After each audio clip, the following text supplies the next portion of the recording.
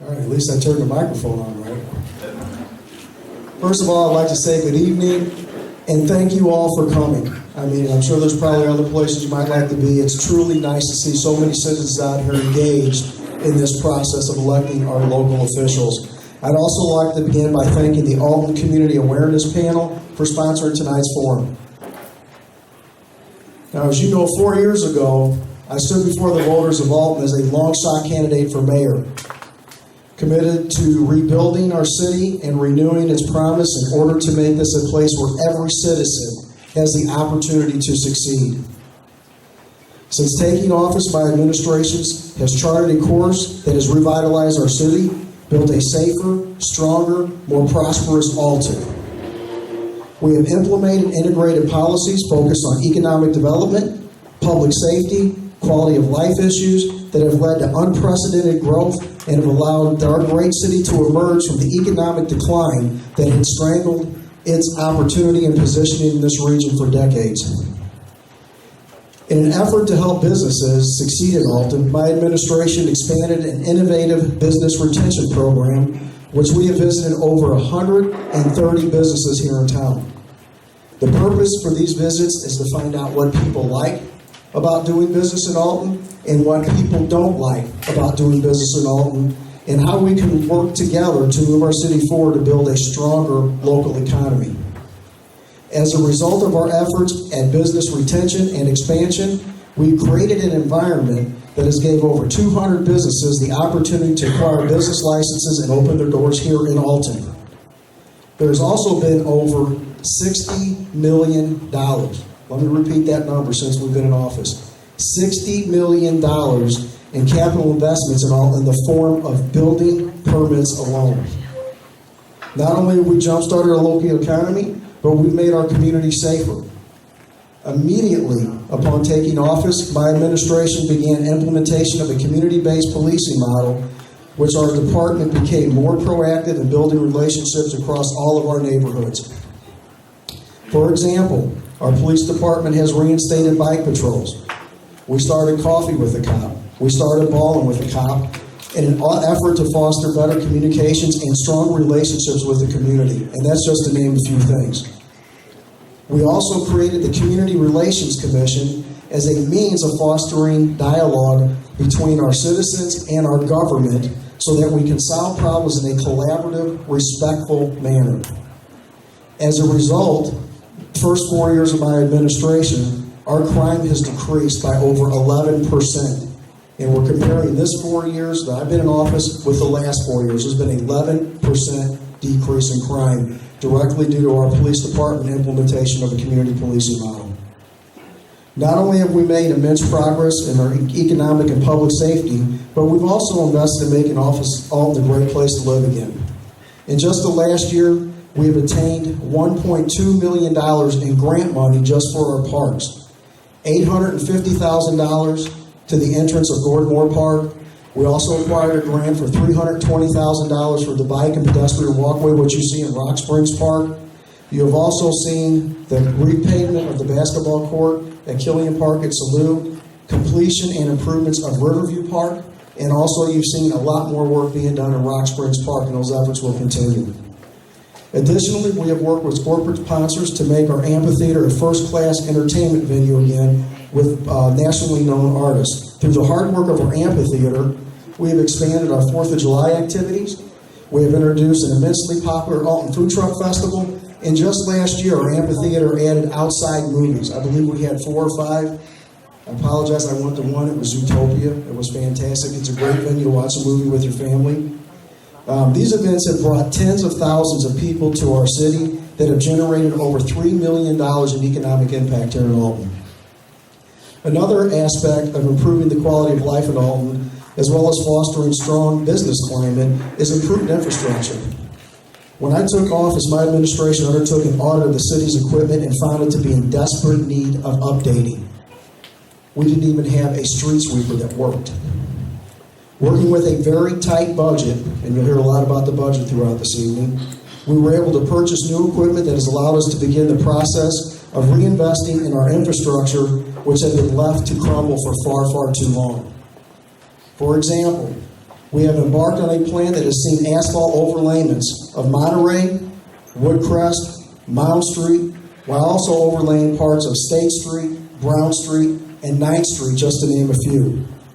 More recently, there have been a complete overlayment of College Avenue between State House Circle and Washington Avenue. But that's not all. We are already in the planning stages of projects to improve Broadway, as well as portions of Washington Avenue and State Street. And those are comprehensive projects like you've seen on College Avenue. Since 2013, we have also witnessed 4 top 10 floods in Alton's history. 4 top 10 floods. The city's 180 years old. The most recent occurring during December 2015 and January 2016.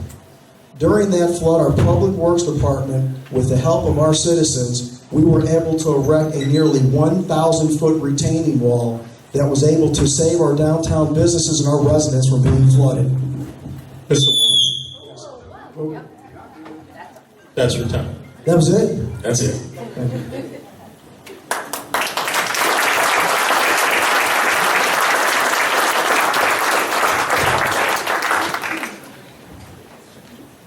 Mr. Dixon?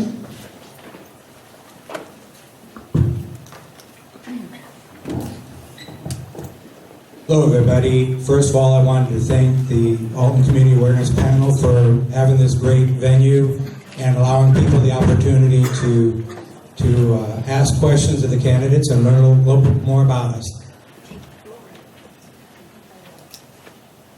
Is this better? Down. Okay, sorry. Down. There. Thank you. Okay. First, a little bit about me. I was born here and raised here in Alton. Was born in 1964 at St. Joseph Hospital, which is now St. Clair's. For most of you that know that, some of the older timers know about St. Joseph's. But anyway, I feel like Alton's in my blood. It's in my soul. I've been here most of my life, and I truly love the city. I went to school here, then went off to college, went to St. Louis University, got my graduate degree in business administration. So I began the journey there, worked in the family business, and ended up becoming general manager and vice president of that family business, and was that working with the family, working my way up over the years, over decades actually. And so I appreciated that opportunity to learn a lot from my education and from just experience in the working with the people that were at our company, and always thought about them, and that it's best for everybody to be happy and respected and given appreciation if they do a good job. Over the years, I had the opportunity to work with large budgets. The family business had a budget that is half the size of the city of Alton, so a lot of zeros don't frighten me off. I'm used to dealing with those.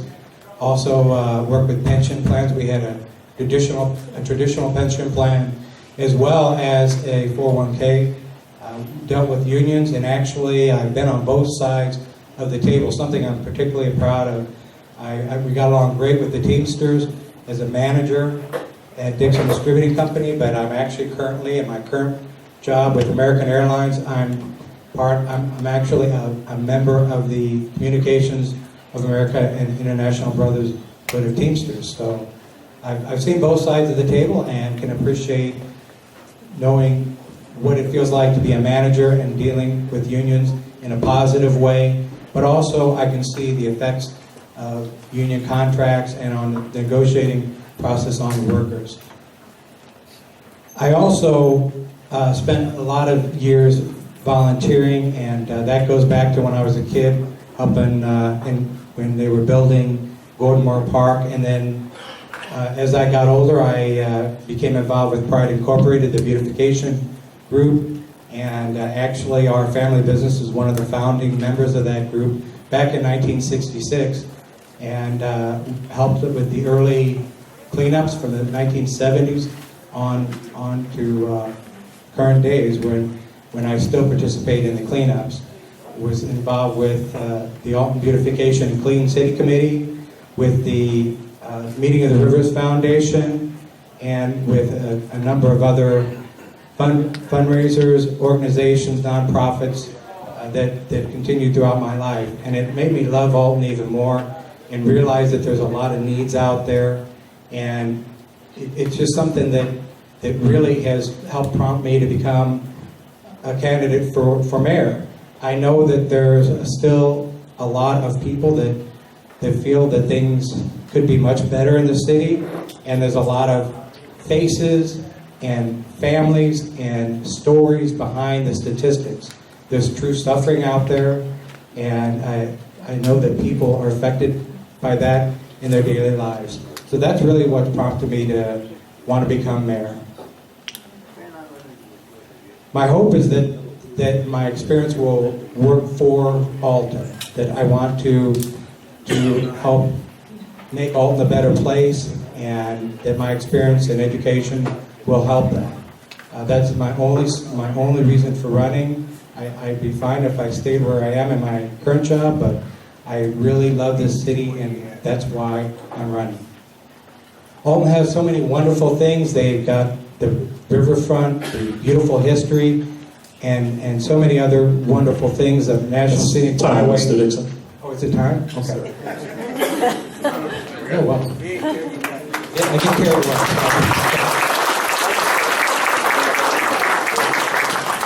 Mr. Young. Hello?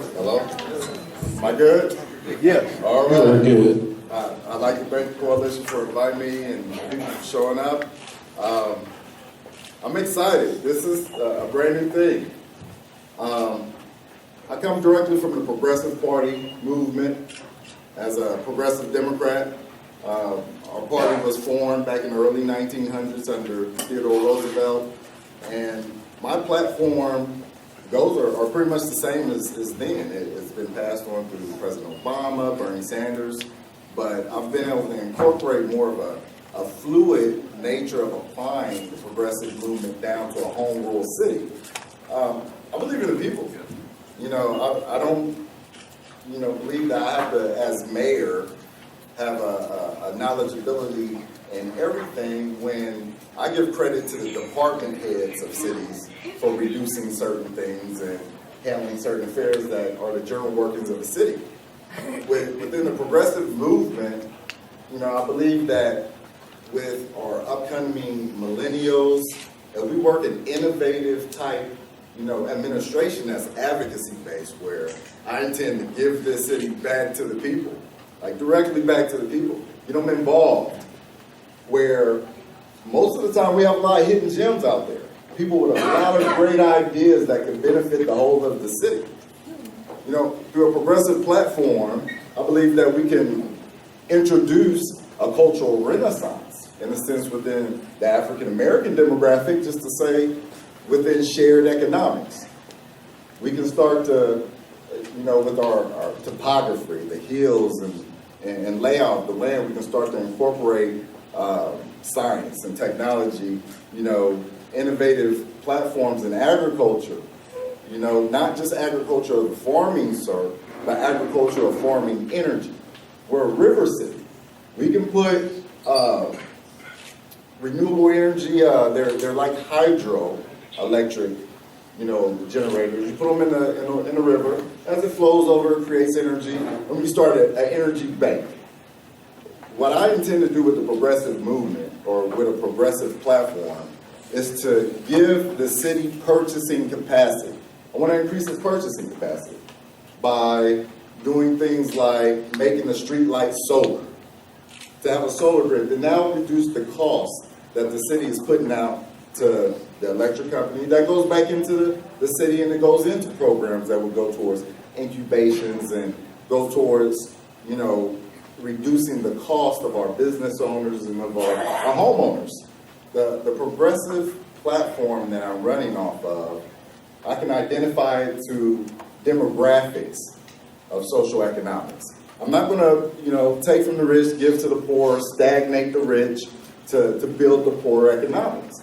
Everybody has an algorithm within their own social economic, makeup, that the people within that makeup could benefit themselves if they, in a sense, share economics. I was born here in Alton. I'm the son of,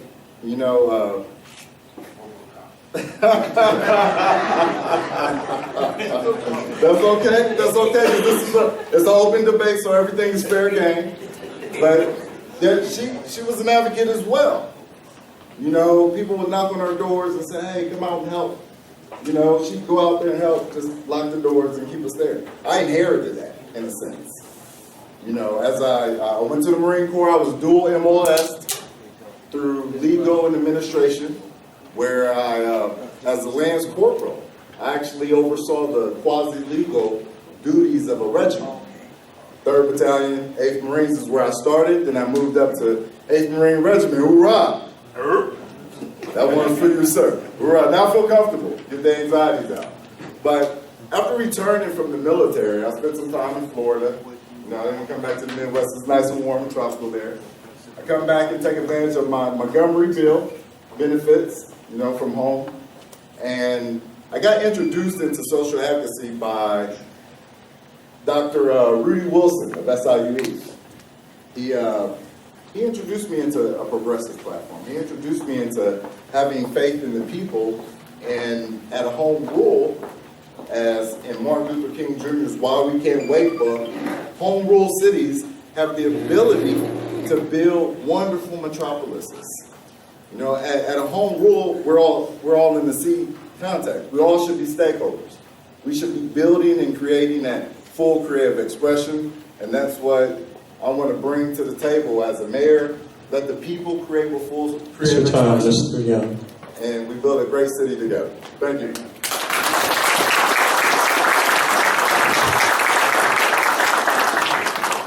I would like, before Mr. Rauschkolb come up, I would like for everyone to please put your phones on vibrate or silent or off. Thank you. Next we have Mr. Rauschkolb. Am I saying your name right? Yes, Rauschkolb. Okay, thank you. Everybody.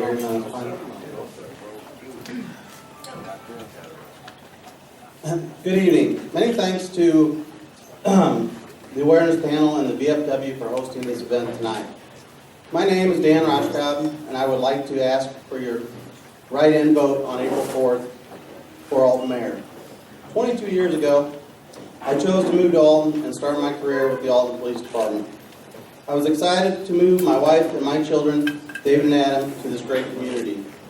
Over the years, our family grew to love the town and all the amenities Alton has to offer, from its Alton Marina, great views, outstanding architecture, and most of all, its citizens. While working as a police officer, I obtained the rank of lieutenant and am currently a patrol shift supervisor. During my career, I've been in every neighborhood in the city and developed valuable working relationships with the community and friendships with business owners and city employees. I decided to run for mayor because I'm confident in the role as mayor I can make a positive impact on our community utilizing my knowledge of city government, ordinances, general concerns voiced to me in my many years of service in the community. I'm here tonight not to talk about what we have done wrong, but instead offer solutions and bring ideas that I believe will promote the growth of Alton Alton needs to prosper. If elected, my first priority will address the crime problem in Alton. My first order of business will be the creation of a heroin task force so that law enforcement agencies can stop this drug from destroying our neighborhoods and impacting our crime rates. Second, I will institute a citywide neighborhood watch program with a direct link to the police department, and will assign police officers to the Illinois State Police Narcotics Unit and DEA Task Force to put more officers on the streets and reduce our pension liability. I will use cellular-based video cameras to better monitor our public parks and high-crime areas. To ensure citizens have an oversight of our police department, I will create a civilian use of force review board with real investigative powers to review officers' use of force allegations and to restore unity in our community. If elected mayor, I promise I will do my best to improve the quality of life of the average Alton citizen. I plan to aggressively reach out to Fortune 500 companies and other businesses in the nearby communities to bring awareness to them as to what value Alton has to offer them. Currently, we have business owners being contacted by other nearby cities, offering them incentives to relocate to their communities. This has been voiced to me by local business owners. We will continue to decline if we do not compete with these aggressive tactics. In addition, our City Council must create a technology and biotech business district. We need to provide free Wi-Fi access so we can provide startup companies with the necessary tools they need to have successful businesses in our area. Without investing in technology, industry will not return to Alton. Over the last 20 years, Alton's population has declined, with its residents choosing to move to other nearby communities. It's time Alton invests in new housing choices and improving its housing stock rather than just knocking down houses and leaving empty lots. If elected, I will seek to develop new senior housing communities and condominiums so retired families can relocate to Alton and take full advantage of our outstanding public services and hospitals. If you drive anywhere in Alton, you see the dreaded traffic barricades. Last year, the Public Works Director of Wood River saved their city $1.5 million by using city employees to pave the roads in Wood River. Alton has a street paver that has been barely used. If elected, I will see that city employees are used to pave the streets whenever possible instead of using out-of-town contractors. Friends, I ask you today, please write in Dan Rauschkolb for Alton Mayor on April 4th. Correct spelling is not required, but very much appreciated. Thank you.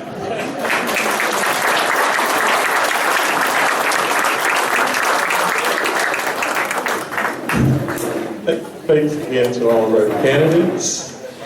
And now I will open this up to questions. Just raise your hand and I will come to you. All right, let's have this now. I'm ready.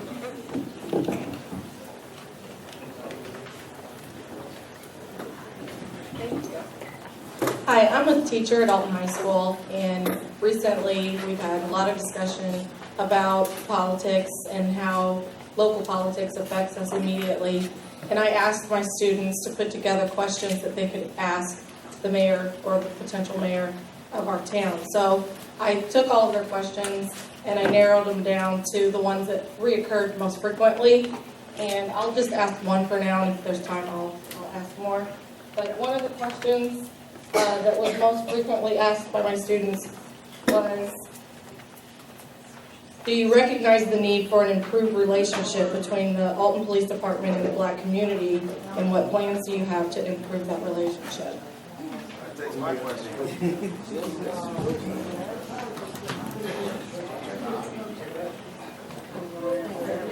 All right. That's a very important question. Actually, it's pretty ironic that that question comes up, because as a social advocate, I tackle that question firsthand. How do we improve relationships between the community and the police? Well, I don't believe that the standard community-oriented policing model works in communities such as ours, where we do have groups of citizens that over the years have been involved in identifying what the issues are with the police department and the community. The programs that can be put in place that I actually have been working on yesterday, myself, the chief of police, one of the local champions, Brian Newman, who does a fist up, guns down boxing type of exhibition. We all met down at the church on Spring and Fountain, and we're going to start the platform towards an Alton Consolidated Combat Sports Complex, where kids can come there. They can learn everything, because this complex is going to be open not just to kids, but it's open to everybody. If you want the health and wellness out of it, you can come there and learn things of combat sports, or just, health and wellness arts like Tai Chi, things like that. That's what we're going to try and work towards putting together. But in the initial context between the police and the community, this is a boxing platform to start off with. Boxing, kickboxing, mixed martial arts, where we're going to start to say bring the kids there. We'll mentor them. We'll get them on a boxing program. The police department has been extremely cooperative with getting this set up. They believe that it's a tool that can be utilized as it's being utilized throughout other inner cities, Detroit, California, where they're able to take their youth and inner city troubled teens and put them into a combat sport where not only can they get out their aggression, but they can also, move up the ranks in the sport from semi-pro to pro.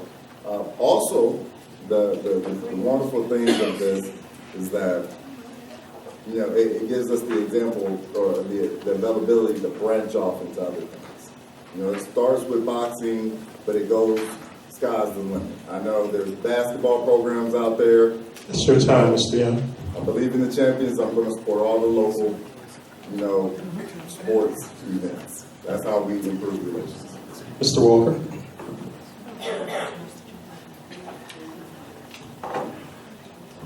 Well, since I became mayor, the first thing we implemented was a community policing model. We firmly believe in it, and I want to give our police department full credit. They've accepted some difficult and hard changes. They've done a tremendous job with it, and I think it's paying off right now as you're seeing our crime decrease.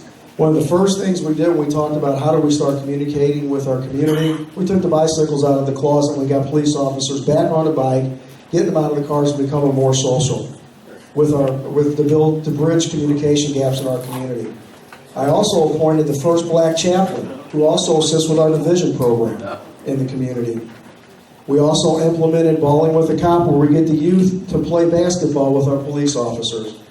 We also implemented Coffee with the Cop, where we invite the entire community to come out and just sit down and meet with an officer, have a drink with him, chat with him, and see how he feels. Because a lot of times we found in most instances when we talk to people, your touch contacts with the police department are usually not in good situations. So we try to break down those barriers where officers can talk one-on-one, where there's nothing wrong going on, just to get to know each other. We also did the Season of Joy gift card giveaway. Said that 3 times fast. That's where instead of when you get pulled over, get a ticket, you get a reminder and a gift card. So we have been doing a lot of innovative programs, and I'll tell you the one I'm most proud of that we are currently working with right now. We're working with focus groups. It's sponsored by the University of Missouri at St. Louis. We're working with Chief Isom right now on focus groups, which include our police department and other community leaders on how we work well together. And that's an innovative program, a groundbreaking program. So you will continue to see us, when I become mayor again, to continue down the path of a true community policing models, opening up lines and bridges of communications. We started the Community Relations Board, which had not been in Alton, I couldn't tell you how long, and that's just another form of communication to bridge the gap between our citizens and government so we can collaboratively work together and communicate in a fair environment where people don't have fear. And sometimes folks go, I don't want to talk to police officers because I don't know them. Or I don't want to go to City Hall because I'm afraid of them. So that's why we started to put in the Community Relations Board so they have an opportunity to just go talk to citizens and bridge that gap. So we have done, in less than 4 years, we have done a tremendous amount of good in community policing. That's your time, Mr. Walker. Would you like another minute? I'll just finish up that our police department is still working with North County, collaborating with everybody in the community, in our surrounding area to make us a better police force, and it's starting to show. We're getting calls from citizens every single day, so I want to thank you for that, because you guys are starting to believe in our department and you are starting to communicate with us, and I give all the credit to the Alton Police Department. They've done a tremendous job. Thank you.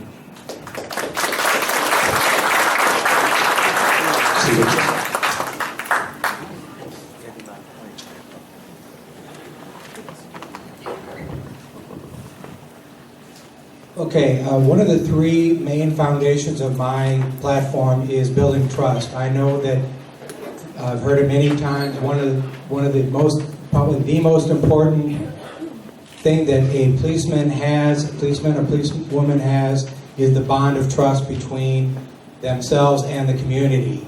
So it's important to continue that trust on an everyday basis. There's a lot of great people in the police department, and that has that has to become part of the culture from top to bottom. I was part of the Weed and Seed Steering Committee when that program was in place before the government cut the funding, but it was a program where many elements of that worked.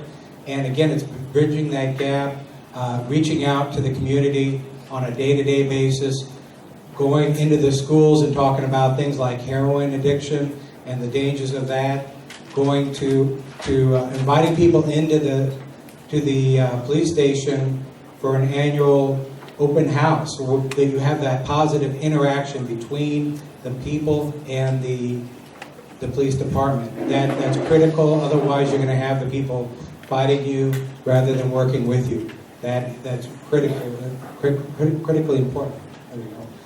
Anyway, it's very important, and I want to continue that and build on that so that we have that culture thread throughout the entire department. Thank you, Mr. Dixon.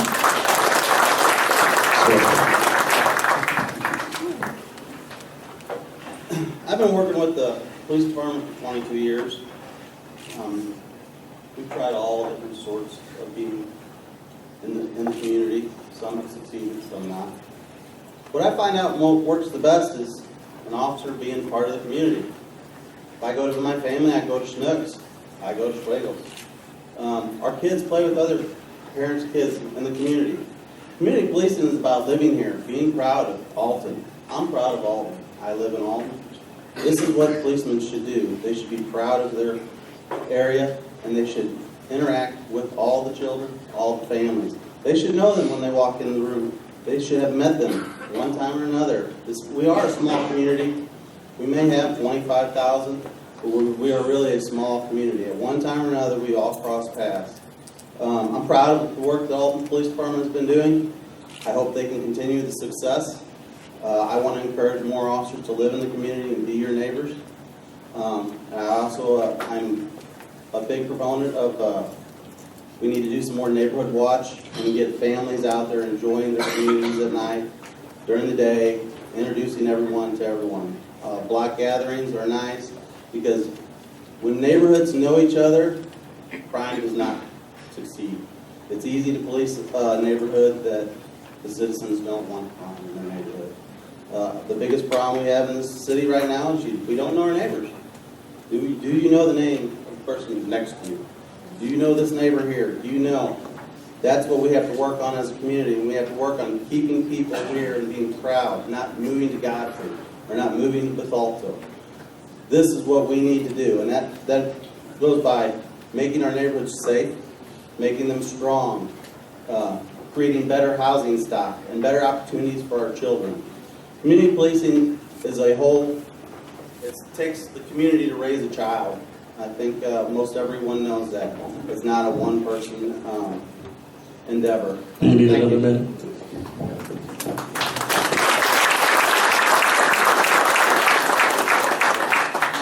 Mr. Young has a 1-minute rebuttal.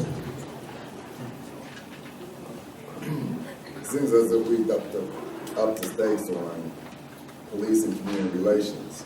Well, as myself being, if I am, when I'm elected or if I'm elected to the mayor office, the thing to increase community relations with the police is for the community to have intrinsic justice that the police are going to be held accountable.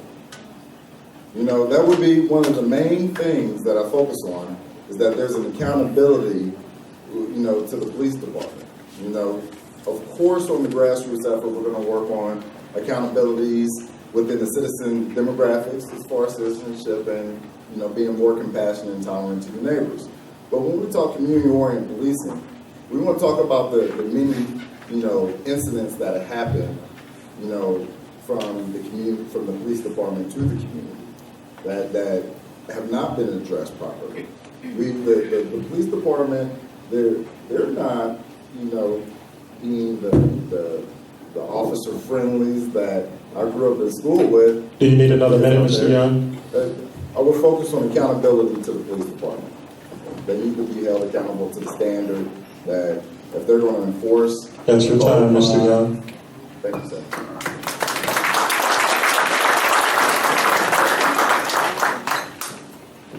We have a question over here. The question is kind of unfair to the current mayor, but you know, most I can say guys because there's no women up there. You guys are running for mayor, and you all say, "I want to make Alton a better place," or "I want to make Alton grow." Can you expound and give some specifics? How would you do that? Because it's so broad and vague, and all politicians say we want to make things better, and we like hearing that, but we want to know how and what you plan on doing. Great question. Who wants to start this one? Go ahead, Mr. Walker. Well, one of the things I think you'll find that'll separate me from the rest of these politicians up here is that I have a track record of making things better in the community. Since I've taken office, unemployment has went from 11.6 to 7.1. Since I've taken office, 200 new business permits have been pulled in our community. We have had over $60 million in building permits alone pulled in this city. Our retail numbers, since I've taken office, were I can't remember, one of our worst was $481 million. 2015 is the most recent numbers we have. Our retail numbers are now up to $515 million. That's a $35 million increase. You've seen the commitment to our youth, in my opinion, our youth in this community. You've seen the work we put in our parks. You've seen the ball diamonds go back up. I want neighborhood kids playing in neighborhood parks in clean, safe, healthy environments. You've also seen our parks. We have the largest, and this is just one aspect of it, sports, youth sports. We have 1,300 kids in our youth sports program. That's the largest youth sports program in the Metro East. So you've seen our commitment. You've seen the road work that's being done. Is as much as we want to get done, no, but I'll tell you what, we're putting this down as fast as we can get our hands on it, and there's more to come. In the 4 years I've been in park grants, this is just grants alone, we've had over $3.2 million in park grants. I can honestly say now, Riverview Park, you have a river view and not a tree view. Salute Park has a new basketball court with new lighting so kids can go up there and play basketball. We're even talking about tournaments up there this summer. We've also secured, in just grant work alone on our streets in 4 years, again, over $3 million in grant work and asphalt and infrastructure repair. So you not only heard about it, you can actually drive around the city and see the work being done. Things are improving. Our businesses are filling up. Our retail revenue's up. Our hospitals are expanding exponentially. We're working with our parks, so you can see it, but they can talk about it. We've got a track record of doing it. And also, you need another minute, Mr. Walker. I'll just close real quickly. You can hear a lot of good things, but most of these people in this audience know we work in a very, very tight budget. I'm actually working in a budget right now where we don't have a state budget. We've done a ton of work with almost no money. So when they talk about what they want to do, you better ask what fees they're going to raise, what taxes they're going to raise, or what services they're going to cut. Because you've seen we've operated in our budget, we're getting work done, and we're going to continue to do that. Mr. Rauschkolb, Do you want to comment?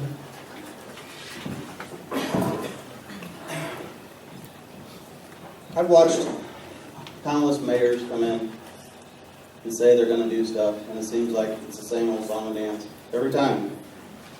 No one has a big vision. No one thinks for the sky. No one wants to bring large companies in here. It just doesn't happen in Alton. The last time we had a large company come in Alton was American Water. Why is that? Because no one's out seeking it. Amen. Alton needs a leader that will go out and beg and borrow and try to get companies to come to Alton. We can't sit around and wait for it to happen. We can't wait for the Port of America to bring in jobs to our town when they're bringing jobs in Granite City. They're bringing jobs in Pontoon Beach. It's time that we can develop an economic plan and go out and make it happen. To make stuff grow, you have to have a vision. You have to get like people behind you to make it work. From time and time again, we need to roll up our sleeves and go out there and compete. We're just as good as any other locality around here. But when I see Wood River expanding businesses, when I see Edwardsville expanding businesses, the question is, why are we not? Why do we not have the defense industry in Alton? Why do we not have subcontractors to the car industry in Alton? That's because we don't seek it. Why do we not have the technology industry here? Because we don't ask for it. Why do we not have the biotech industry here? Because we don't ask for it. We need to work with our colleges to train our youth to bring in large corporations. Every university town in the state, that's how they do it. Caterpillar is associated with universities. If you want large companies, you have to partnership with your universities. We can make it happen, but we can't just sit back and wait for it to happen. Thank you. Mr. Dixon, would you like to comment?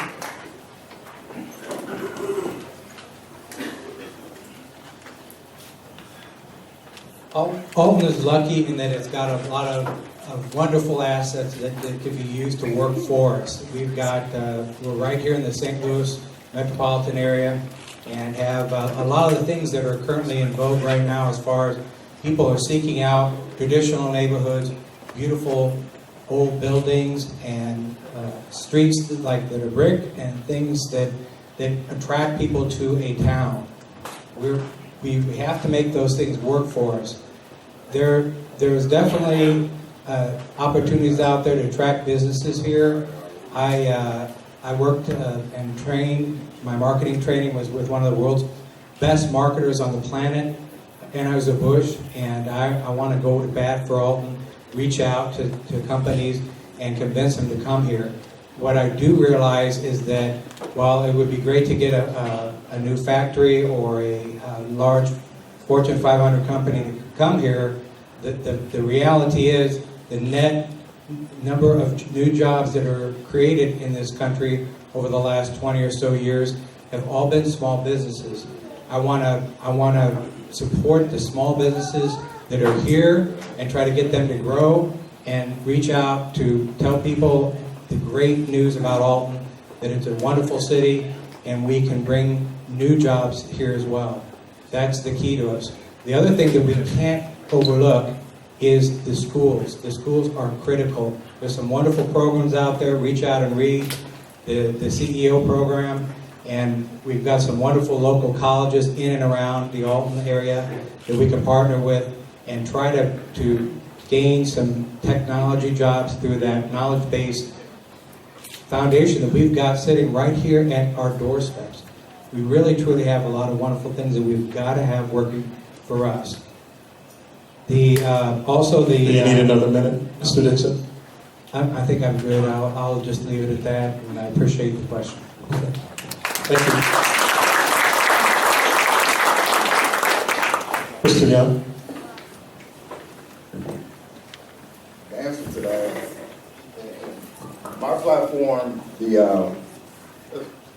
what Mayor Walker is saying, I understand he wants to say he's done all this and all that. He's done a lot better. We could have done more. There could have been equal distribution amongst the demographics when it came to building those new businesses and starting up those new companies. What Mr. Rauschkolb is saying, yeah, we can go out there and seek all those things, which is great. But we need to do those things as well as focus on our homegrown. We need to do a lot of business incubating. We need to find the local, citizens that want to create business, and we need to share our resources so we can make sure we help them to create what will become legacies. We got businesses here that have been thriving that were family businesses, and we want to make sure that we try and find a way to expand those family businesses so that way they have economic legacy. We want to create from the ground up as well as, go out there and advocate those companies to come in. By allowing the people a progressive platform, it gives us all the opportunity to really get out there and seek to bring in new companies. I believe that we got to do everything at once. We have to make sure that we take care of the locals as far as if they want to build businesses. There's got to be education on every level so that way we can get skills built. We can get the people progressed up to where if they want to create businesses, they can be supported by a city that's going to already have a base in place for them just to come in and start to create business place it within the city limits, and we grow that way together. Thank you, Mr. Young.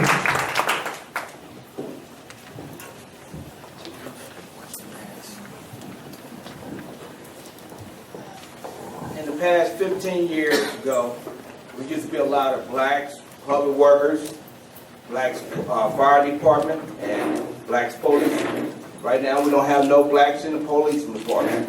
We're going to have few blacks in the fire department because a lot of them are going to be retired soon.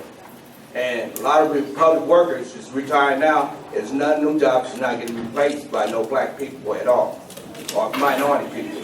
So you want to make the city look more like it needs to look like what people live in the city. Mr. Rauschkolb, would you like to answer that? Or do you want to comment on it? You can skip it. You don't have to. Well, I can tell you with regard to the police department, we do have some African American officers still on the police department. In order to get a more diverse population, like you're asking for, we recently joined a consortium of 8 other police departments to expand our pool and try to get more minority candidates into the city. Also, we have really worked hard with regards to recruiting before we joined this consortium. We've worked hard with our cadet program. We have done our best to try to bring in minority candidates into our community. But we still do have black police officers. We still do have African American firefighters. And with regards to the vast majority of the hiring in the city, I can definitely say this. As far as my appointees go, I probably have the most diverse appointed positions this city's ever seen. With regards to most of the hiring, it is civil service. I have nothing to do with it. It's a blind test, and it's a test, and there's a list. Now, if you want to look at my appointees, I'll put my appointees up there with diversity that the city's never seen before. So I'm proud of my track record of the people that I have direct control over that I can appoint and the diversity I have brought into this city.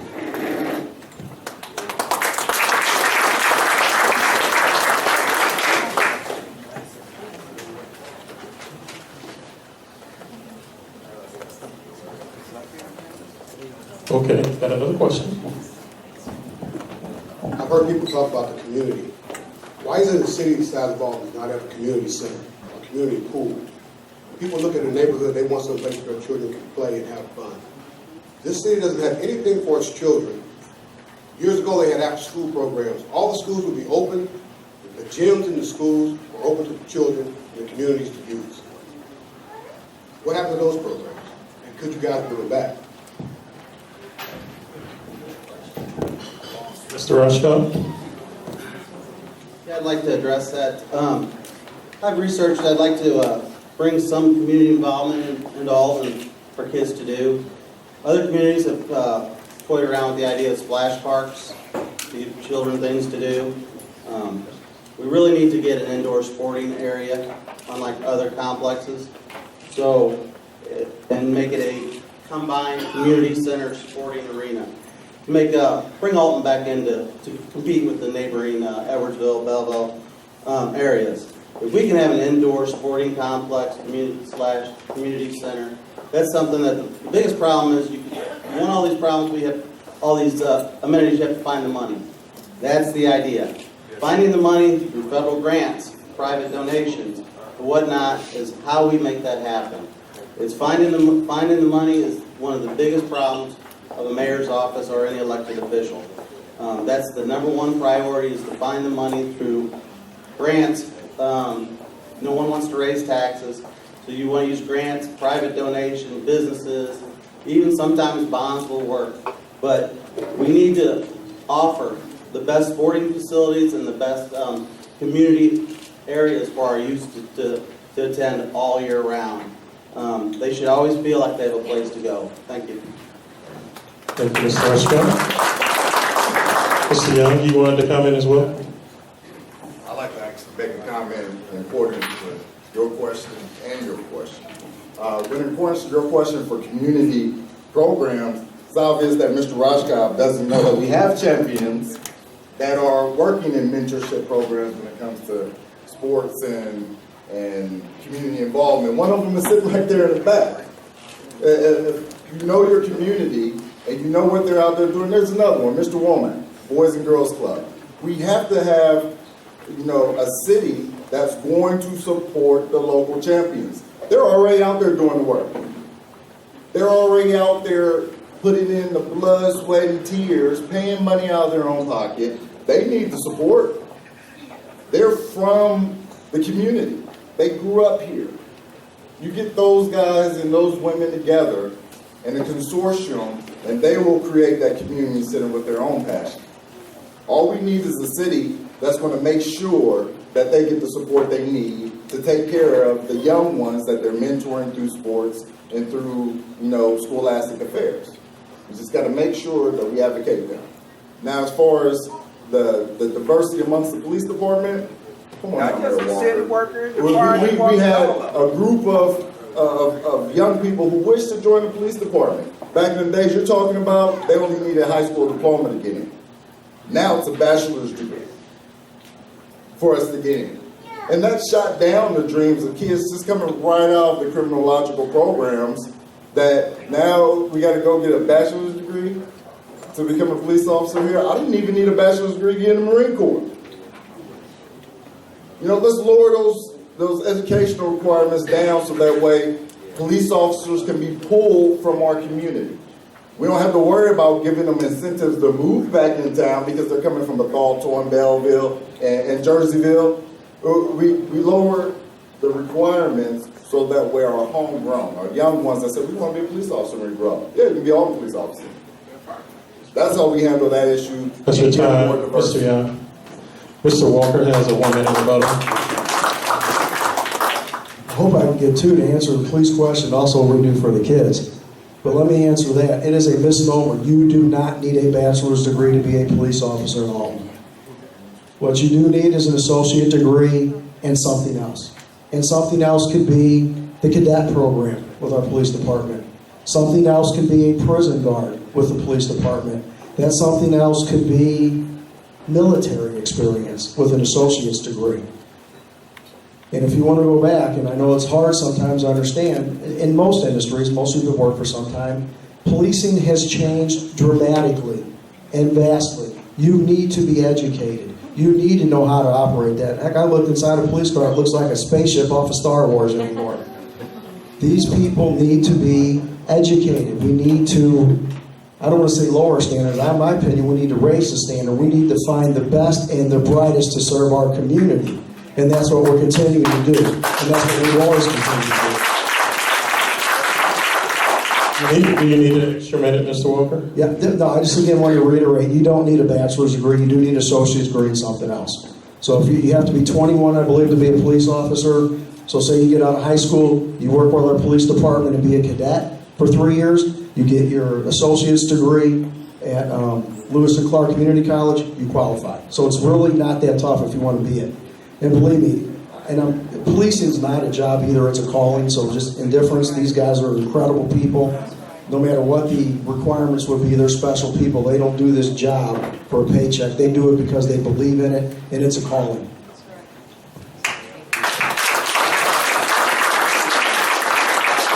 If I can answer the question quickly about what do we do for our kids in Alton, and I agree with you. My daughter's a senior in high school, and she grew up in the parks, and I saw those parks deteriorate, and I saw our programs deteriorate. When I got in, we actually truly separated our public works and parks, but we actually have a true recreation program right now, and that's why you hear a lot of what we're talking about, quality of life, is for our kids to have clean, safe parks to visit. You don't have to look farther than Rock Springs Park to see the work we've done in the ball diamond we put. Some of the things that the city has right now available for kids. That's your time, Mr. Walker. Baseball, softball, soccer, junior basketball, t-ball, tennis, football, tennis clinics, baseball clinics, basketball clinics.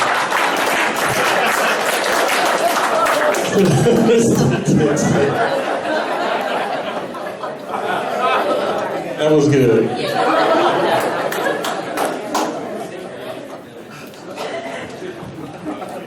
I'd like to see something done with a community recreation center. It's going to be expensive, though.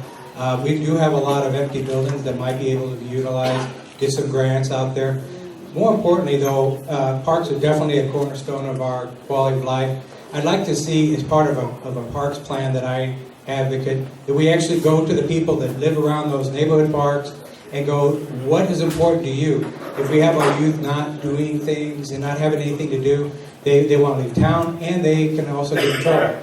But I'd like to see that. Also, I'd like to see another look taken at the public transportation between the city and Gordon Moore Park. I think a lot of our poor and minority youth don't have good access to that park, and it's truly a wonderful park that everybody could enjoy around, and I think that's critical. Now, as far as the police diversity, I guess the overall diversity too, I'd like to see an expanded police cadet program like what they have in St. Clair County. I've heard that it's a good minority recruiting tool. Give people, it actually has that interaction with the police department and the youth of our community, and get them involved and see what it entails. They're good jobs, and I'd like to see that. As part of our comprehensive plan, I'd like to see an equality panel that addresses issues about the diversity within our workforce in all the departments, because I think that our city should lead by example and be representative of the community as a whole. Thank you. Thank you, Mr. Dixon. Charles, you have a question over there? Okay, first of all, I don't think there's anything wrong with having a bachelor's degree in law enforcement to do the job. Okay? More education, there's nothing wrong with more education. And then, this is directed towards candidate Dixon. When you appeared on We Might Disagree on Riverbender, you were asked that you would do your first day in office and answered that you would develop a plan. What would that plan be, and why wouldn't you have it ready prior to taking office so as to hit the ground running? Dixon? The point of a plan is the most important thing is to engage the citizens and have input for the citizens. So to make assumptions about that and implement a plan that I think is what you guys want is, I don't think that gives enough, it's not fair to the people. The most important thing is getting the input on what their true priorities are. So a plan, by definition, a good plan should incorporate as an integral part of it the input of the citizens. I can't do that now as an ordinary citizen, but I tell you, I've sure learned a lot going door to door and meeting with the people, and it's something I've enjoyed, and I've learned a lot, and I've got some ideas, but I don't want to put the cart before the horse and say this is what the plan's going to entail without really getting that input from the people. That's what's most important. Listening and learning. Thank you. Sure, I think I have a question over here. Hi guys, my name is Devin Foxworth. I'm not only a resident of Madison County, but I am a resident of St. Clair County because I'm just, a little bit more resident of planet Earth. As citizens, we have more authority than that man right there. Unfortunately, you don't get told these things. You can walk up to your local heroin dealer and say, hey homie, I know you're dealing heroin. Is he gonna feel stupid? Yeah, because now the world knows. So for all of the people that think you're powerless, when you see these people out doing wrong, simply stop them and say, hey, you feel pretty stupid? Because that's what happens. You get confused when you do things that are wrong. This man here to the far right said something about competition with the other communities in a pass about 3 passes ago between. You cannot compete and expect progress with anyone. Now, we may entertain things as such as sports or learning, but to compete with an environment in which we expect to succeed or exceed their expectations, never mind my daughter, we all got them.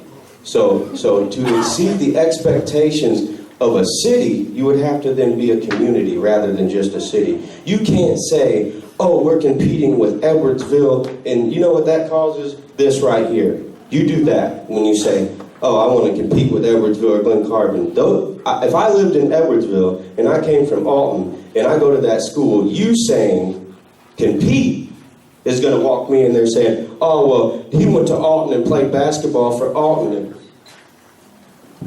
Now we know. Thank you.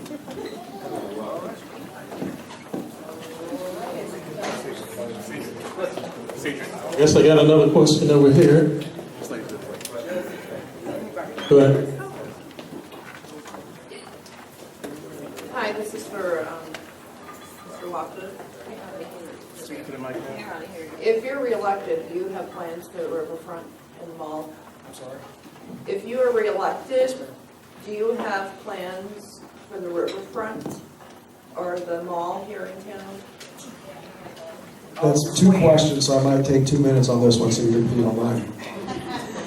With development of the riverfront, that becomes, you got to define what development is, because you have to remember that riverfront is a commons, so it can't be developed. It is for the people. The Supreme Court has held up that space has to be open for the people. So as any development that you have in mind that would be like permanent structures that are closed in or would start to limit the access down there, the commons area where most of our riverfront is very difficult to develop because it's protected. And it's called the common area. That goes way back, probably before the city was incorporated as a city. So the development of the riverfront is difficult depending on what you need. Now, can we work on that riverfront? Absolutely. Have you seen more steamships coming to that riverfront? You sure have. And we've actually got another contract with a steamship company you see this year called the Duchess. So you should see those big paddle boats on our riverfront all summer this year, fold up. We put forth a big effort to recruit those type of businesses in here. You're seeing us try to redevelop the riverfront. The fountain's now working, so I see a lot of kids down there playing in the fountain. Before I took office, that fountain had been broken for 3 years. So I see in my office, I see a lot of kids playing down there. We're having more national acts down there. This year we added, I think in April there's a craft brew festival down there. We've expanded our 4th of July down there. We've added movies. The city had the big blow up, I think 40-foot wide screen. We had 4 or 5 movies last year. So you're starting to see us develop that riverfront so it is more accessible, and we're trying to keep a lot of non-ticket events so that people can use it. And if you wish to use our riverfront, all you have to do is go in front of the Amphitheater Commission, tell them your plan, and try to get a date. So the riverfront is open, but landscaping is tough in the commons area. Plus you've got the Corps of Engineers who has easements down there. You've got railroad easements down there. Between the commons, the railroad, and the Corps of Engineers, it's a very tricky place to develop. So it is a challenge. With regards to the mall, we'll move in it now. Okay. The mall, we're fortunate enough right now, there's an organization called the Hall Group out of Augusta, Georgia, that purchased the mall approximately a year ago. They had the foresight to gain control of the whole property, plus this group owns over 30 malls nationwide. They're in the retail business. They have had numerous development plans. I've been in contact with them quite a bit. Their biggest concern, like everybody knows, Macy's closed, which I'm surprised Macy's closed. That was a profitable store. But the mall could not move forward with any of their development plans before they knew what Macy's was going to do. We are in contact with them on their development plan. They have several plans they're bringing forward. But I give the Hall Group credit, because if you didn't know, Macy's owned their own property at the mall. The Hall Group came in and said, boy, if Macy's goes south, what are we going to do? So they went to Macy's and actually purchased the property so they have control of the property. So I'm very optimistic. That's your time, Mr. Walker. Okay, thank you.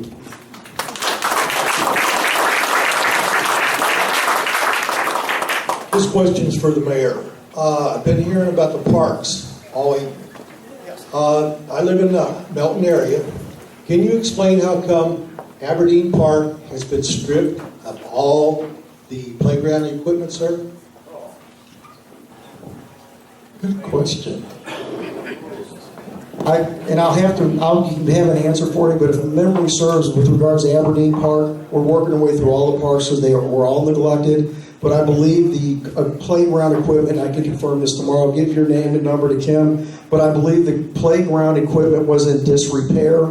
We had to take it out, and it is on the radar to replace that playground equipment, but I think it was in a disrepaired state that we had to remove it so children didn't get injured. That was it. But to find out for sure, I believe that's it if memory serves. Please see Kim, our chief of staff is here, and we will find out for you tomorrow, and maybe even get a date on when we anticipate getting that equipment back in for you.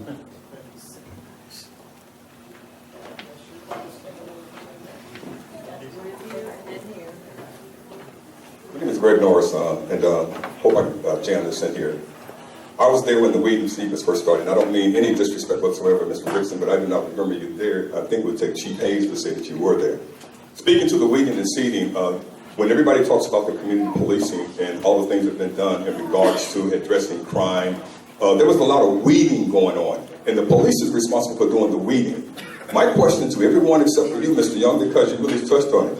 When we talk about players are the people who get it done. I go back to the belated mayor, Mr. Don Sanchez, when we were doing the weed and seed. He said one of the reasons that we used the NAACP to 100 black men to address things in the African American communities because it was the only thing that we had out there at the time that had any order and structure to it. Now I go back to that word, champions and players. The champions are your grassroots. They're the ones out there doing the work. So my question to the panel, as Mr. Young will work to you, you have these champions in the community that are out there doing things, and they're being neglected. We go to the table and we see people 60, 75 years old making decisions for people who are ready for high tech. And these organizations that are making these decisions, you go to their website, and they still don't even have a web page or use emails. So when we get back to the seating, my question is, and I do know the mayor is deeply involved like never before in making partnerships with the school because the education is what's going to bring those high-tech jobs here. It never happened with the weed and seed. It doesn't happen today because the skill system does not exist. As I expressed to you, Mayor, I was glad to see that partnership go into place. And it was the first one I've seen in 20 years. My question again is, what are you three, the mayor, Mr. Dixon, Mr. Rauschkolb, going to do to get out there and get those champions, people like the Alton panel involved in engaging and being supportive in bringing solutions to the problems?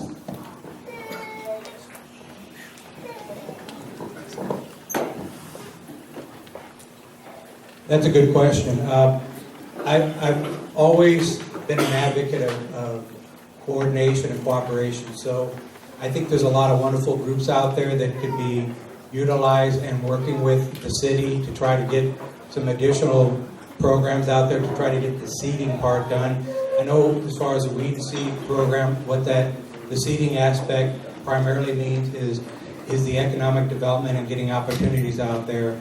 I'd like to see a partnership involved with the city and perhaps the Lewis and Clark or the Scott Bibb Center and try to get a program where we take our disadvantaged youth and get a certification program where they actually learn some of the basics that I was lucky enough to have growing up, but not everybody is. And I know that especially the minority people, they face an uphill battle just learning the basics about how can they get a good job. And I think if we get that and then get specific businesses start to get involved, we can start having that bridge that divide and giving opportunities where they try hiring the people that come out of that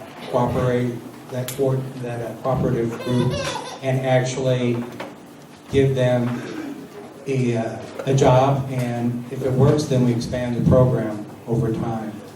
That's what I know from the seeding part, is giving those opportunities from the economic end. So, thank you.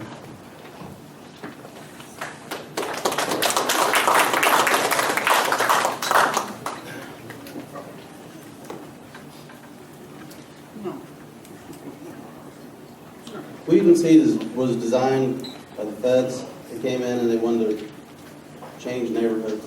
I think we did it for about 10, 12 years here, and it did make some great progress. What we need to do to get people involved is you have to go partnership with your schools, your churches, your sporting leagues, and your families, your large families in town. This town is run by large families. Most everyone knows everyone that's been related to everyone in town. If you know the families and you get the large families involved, you can make the difference. It's all about communicating with each and every one for the best of the children. The schools do a wonderful job as well as the sporting programs. So we need to utilize our churches and our family support and raise our children together. Thank you.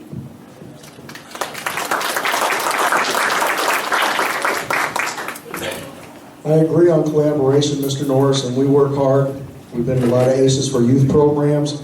Our department heads are out in our community right now. We collaborate well with anybody. We've collaborated well with the Y, Boys and Girls Club. Anybody that has an idea, Josh, your boxing, hands up, guns down program. We work well with many communities, and we don't have to look much farther than the school district.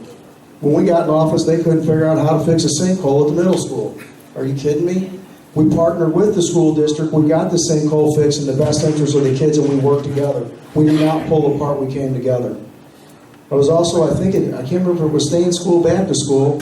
We also ran into the principal at the time at Alton High School, and he turned me over to the building trades teacher, and I apologize, I forgot his name. The city did not fix the bathroom roofs and all the soffits and fascia at Killian Park. That was our high school kids. We worked with the city, with the school, and got them out of the classroom, put them on a roof, and put a hammer in their hands, and we're teaching them a trade. So it is absolutely imperative. The only way we can do this together, this isn't this versus that. This isn't that Alton or that Alton. We're all Altonians, and if we will have to come together and we will have to partner to continue this progress. And I've shown that this administration has shown that we will bend over backwards and work with anybody that has a great idea to help move this city forward. You will have my support. And Greg, I think you felt that already, haven't you? Absolutely. Yeah. So if you guys have a good idea, Josh, you brought one up, the chiefs out there. Anybody has a good idea, we're willing to work with you. So this is a very collaborative administration. And I will also think, as far as putting the community together, how many people are in here, if you just raise your hand, are in our focus group right now? I see a couple of you here. That's putting leaders in our community together with our police department in a collaborative way to start solving problems and opening up lines of communication. And I think I'm safe to say, we're the only community in the Metro East currently partaking in that program. And we will continue to do programs just like that.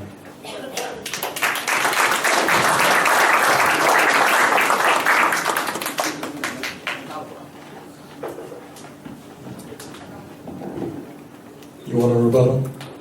Okay, 1 minute. Mr. Norris, I was listening intently, and I thought you asked about how will we as a city make contact with those champions to get them to progress. And we see that each one of the other three camps kind of danced around it. You know, they didn't answer, how will you reach out to the local unsung heroes, the champions? You know, Mayor Walker, we know about the people who you appoint. You know, that's you giving the word saying, okay, you guys have authority to do something good. You know, we're talking about the champions, the ones that are doing, regardless of whether they're being told to or not because they have a passion to. Those champions out there, you don't need the city to create. The city doesn't have to tell you yes. You can create it on your own. You put your programs together, you work hard together, you form a plan, and you do shared economics. And if the city doesn't want to support you, then you find your advocates to lobby against the city. But you can create, and you should. Thank you. Good evening. My name is Carlton Cannon. I own a barbershop on Central Avenue. I'm also running for the 4th Ward Alderman. I've been in that location for 10 years, since 2007, and grew up on Milner Street, right behind Lovejoy School. Went to St. Patrick's School, graduated from Alton High.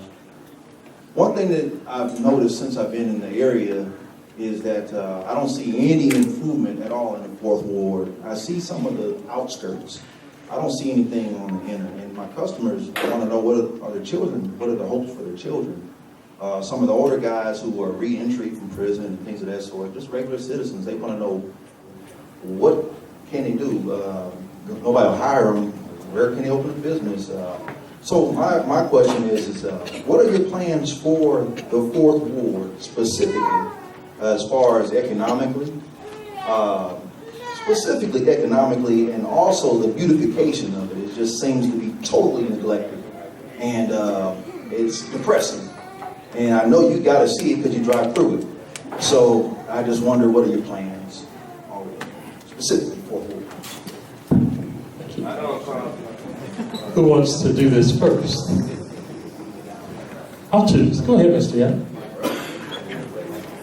I have no problem jumping into this one. I know. A question about the fourth ward. I picked up precinct committeeman July of last year. My first plan as a precinct committeeman was actually to take that area, erroneously known as Mexico, which is that fourth ward area, central, all of that, and make that the first local historic African American district due to the anthropology from African American historical, nature coming out of that area from going all the way back to World War I. They lived in that area, went off, served with the French, came back home to that area, and then started creating. So that was one way of economically being able to try and improve the area, because I found that the city puts a lot of their resources into the historic districts. So I figured that might be a way to get some money into the area, since all of the regular lobbying efforts for this administration have been turned away. When it comes to infrastructure, fixing that area, roads, trying to get sidewalks, streets, get new businesses started in that area. Do you need another minute, Mr. Young? Excuse me? Do you need another minute? Yes. Go ahead. Well, what happened with that historic press? It would have been the first local historic African American district. What happened with that with Mayor Walker's administration was they put a map up that was just of my precinct and not of the whole area to be listed as the historic district. And then after it all was said and done, the commission said, well, we'll help you. We'll create some new laws so that way we can turn it on cultural standards versus architectural, like the rest of the historic districts. And we'll help you to do it that way. 1 month later, Mayor Walker's administration passes a law that makes it now $1,800 for me to submit that application. $1,800. It was free. I just turned it in. And then they passed a law on me. Now it's going to cost me $1,800 to level the playing field on historical accuracy in the city by exalting its African American heritage that belongs and has a right to be upheld. That's your time, Mr. Young.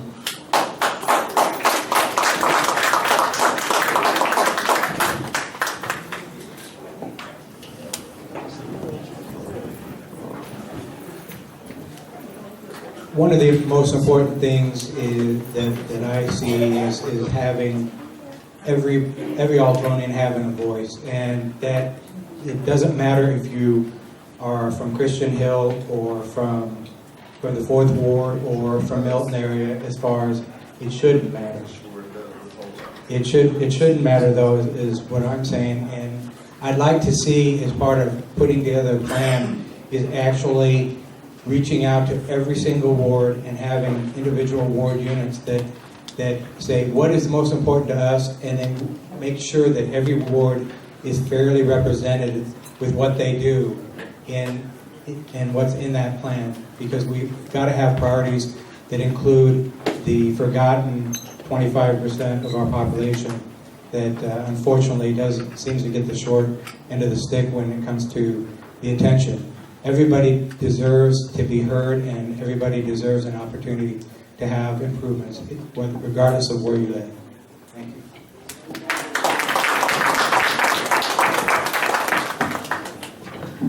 With regards to the 4th Ward, when I chose to open a business, I don't know if you're aware of this or not, I chose to open in the 4th Ward on Highland and Brown. I ran an employment agency out of there for almost 15 years, and I worked very closely with Alderwoman Alice Martin to get that building that had been vacant for 10 years back up and running, and put over 300 people to work out of that building.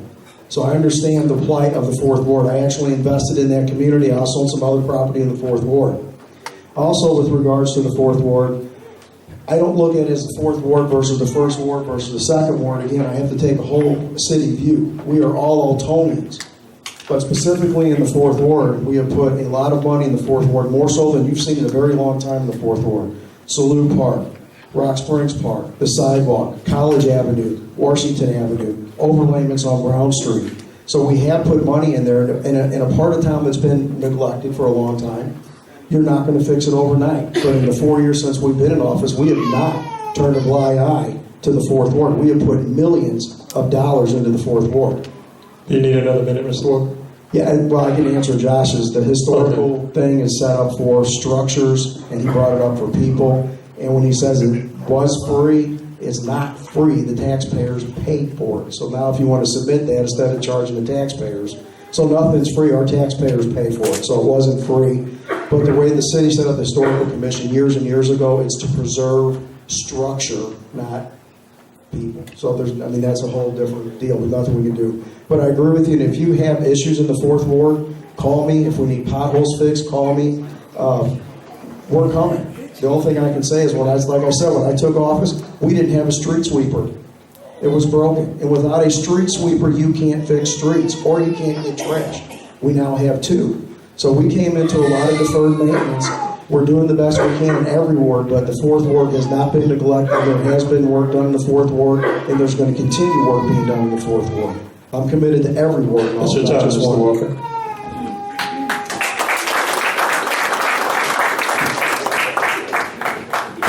Hello, my name is Deborah Williamson. I hear you talking about all these things in Alton. I'm worried about all this Black history. I went on a search for talking about Black history in Alton.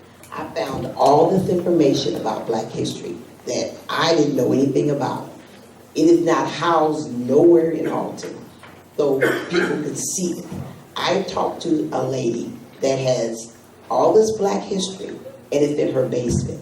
She told me that she's not going to display it because nobody cares enough about it to house it so that people can see it.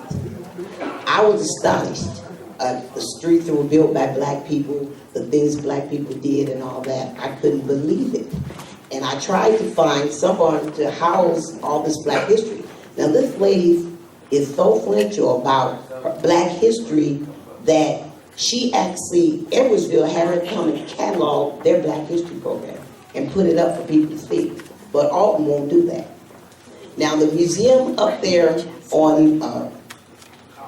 College, there's no Black history in there.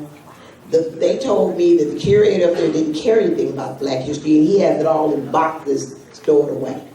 So when you take your children to see Black history, there's nowhere to see it. And Alton is rich with so much Black history. When I told my church about all I had found, even the grown people's mouth was open. They couldn't even believe it. But it's not housed nowhere for no one to see.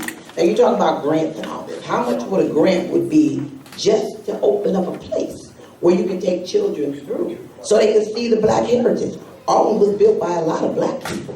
A lot of Black people did a lot of things. And I think that's important. I want to know what y'all will do about it, because I know a lady that has all this stuff, and she says she's not going to pull it out because nobody cares about it. So she's going to keep it in her basement. How is that helping the Black children and us? How is it helping the Black community and children?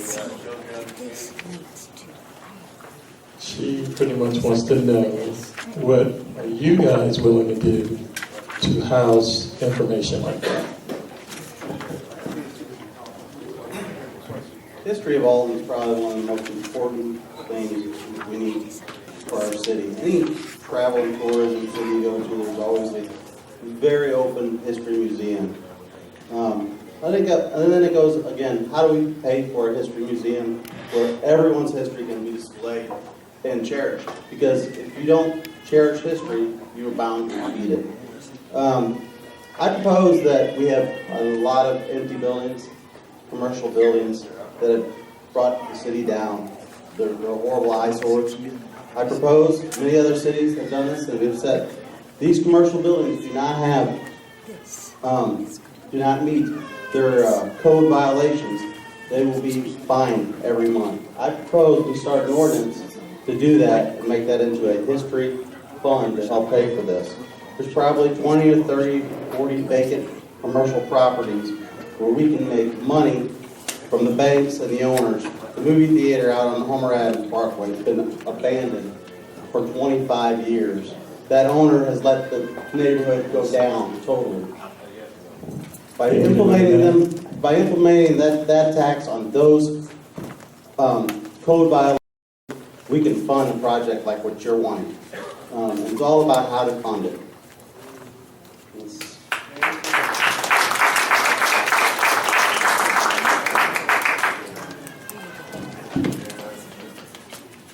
I agree. Alton's history is one of the reasons that most people come here to visit. It's one of the reasons a lot of people choose to live here, and a lot of the reasons people stay to live here. And again, too, coming, I don't know who the lady is. I wouldn't mind speaking to her. I've never spoken to her yet. But we do have a lot of empty buildings. We actually have all the inventory, since we've been in office, inventory that is available in the city. But then it comes down to how do you fund it? How is it sustainable after it's funded? And those all become decisions on how do you fund it. But yeah, you're absolutely right. If we have an opportunity to display our history, we absolutely should. And if we can help you out in that capacity, I'd like to sit down and talk with you and see what we can do.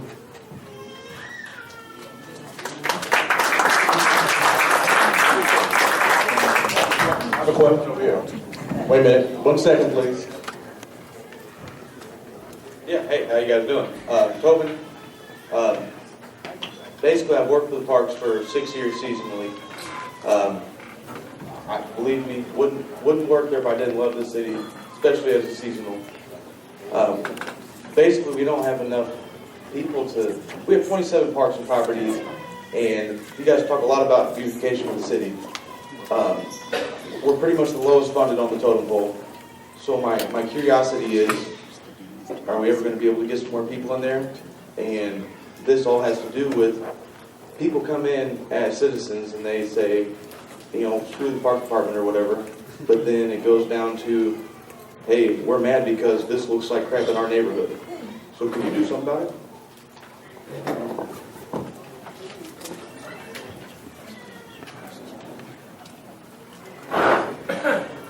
Yeah, with regards to parks, I agree. And we put a lot of time and effort in our parks, and you've seen our parks come roaring back over the last 4 years. Everything in this city becomes about budget. Do we need more park guys? Yes. How do we pay for them? Do we need more police officers? Maintain current services? Everything comes down to budget. What are your priorities? Parks have been a priority with this administration. We have kept our parks department. We've gotten as much new equipment as we can. We've tried to maintain our current level head count. I don't believe our head counts went down. We may have even added one guy. I'm not sure. I can't remember. But we've at least been able to stabilize this city, maintain high-quality services without dropping any services or increasing fees or cutting any services. So it all becomes budget. But yes, if we had the revenue, we would definitely put our parks in. One of the first things we did, this may seem irrelevant to you, one of the things I'm proud of, first time in this city in 30 years, every water feature in this city works. That hasn't happened in 30 years. We started at Rock Springs Park. We're doing absolutely the best we can. And I can tell you for sure, we have done more in those parks than you've seen probably in the last 20 years, and we're going to continue to. And we're in the middle of budgets right now, considering That's your time, Mr. Walker. Go ahead, Mr. Dixon. You're going to answer that other question. Go ahead, Mr. Dixon. First, I'd like to answer the lady's question over there. And then I'd like to try to address that as well too. I'd like to meet that lady. I'm a history buff myself. I think that's one of the most important things that our city has to be proud of, and it can help draw people here to the city.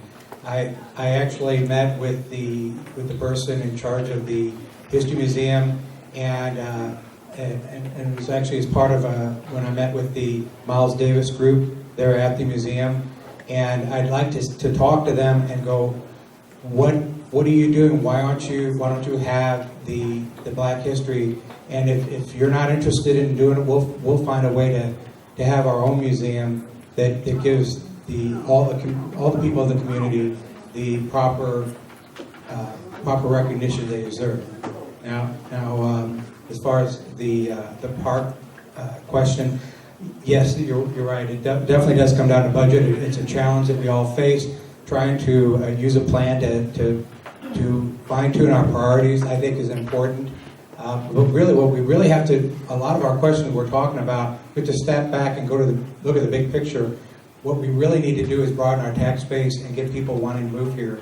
And that includes parks, definitely. Like I said, I'm a park guy. I definitely am. But it also includes all the things that are that increase our appeal. We want to get people to quit moving away, families broken apart, and actually, if we just do that, if you look at the natural population growth and the loss we've had, that's a 15% swing in our demographic trends, and that will help increase the tax base, which will help fund our services. It's not easy, but we're going to definitely work our hardest to get it done. Thank you. Mr. Young? That's an interesting question you asked, ma'am. As I said with the historic district application, that was one way that I tried to categorize the African American contributions historically here with our city. But obviously Mayor Walker doesn't understand the historical accuracy of African Americans here, because he would be more towards pressing for our people's history, realizing that throughout the raids, they burned all buildings down, to include our schools. Lovejoy School is listed in that area, but it's not marked. There's no markers for Lovejoy. There's no markers for Lincoln and Douglas, or Lincoln, that sits over in the eastern area. But they have nice big houses out there sitting on our African American historic schools with no markers. And the Historic Commission said, well, get your people out there and raise some money and put up markers. That's what his administration's Historic Commission said. Now, I walked from the other end of the state. See, I'm going to get out there and hit the ground running when it comes to cultural renaissance. I started at the other end of the state and walked 130 miles carrying the American flag for the sake of Buffalo soldiers. Now, Dixon says, well, let's get with the Miles Davis Commission to handle that. The Miles Davis Commission, they don't understand our history when it comes to mutual. We have a history buff with Jazz in the back of the room who works as a champion to bring about the Tuskegee Institute here. He's working on that right now. You know, that's where we turn to get these things taken care of. Now, when it comes to the park and recs, you say there are 26 of you? 27 parks. 27 parks and recreation. If I pick up, you're fired. Because we got grassroots groups out there cleaning the parks. We got grassroots groups out there taking care of That's your time, Mr. Young.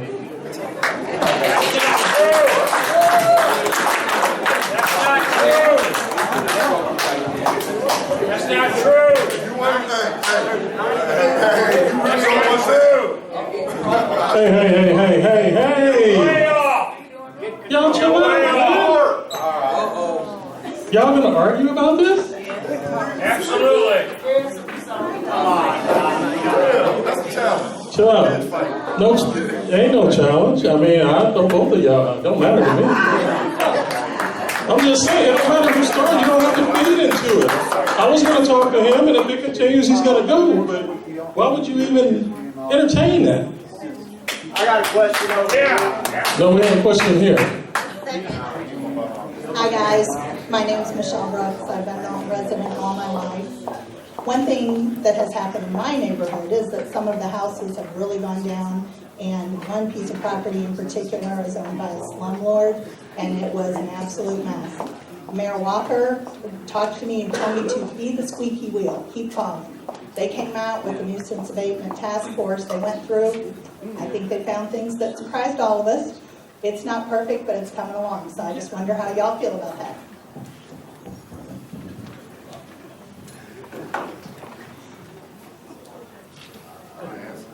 You can answer.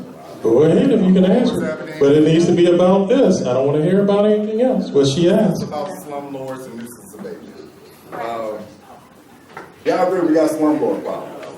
But that slumlord problem goes into a larger social economic problem within our city. Our renter ratio is too high. We're not going to be able to attract new businesses in with a renter to homeowner ratio so high, and a lot of them are slumlords. We're paying those slumlords $700 average rent when the average mortgage is $550, and that's for substandard housing. Now you're talking nuisance abatement where you as the neighbor say, well, I think my neighbor has too much company coming, you know, let's kick in their door. You know, that is what we definitely want. We want neighbors that are going to leave their own and take care of their own. However, we want to address the slumlords as well. What I found out is that the ordinance inspectors, they only get about 20 minutes. They're really overworked. They only get about 20 minutes to go into these apartments that the slumlords own and kind of walk through and get it set up for the people. But a regular homeowner, when they get a home inspector, that inspector is going to walk through the house for about 3 hours. And they're going to check everything. I got people in my precinct that can't open their windows. That's your time, Mr. Young.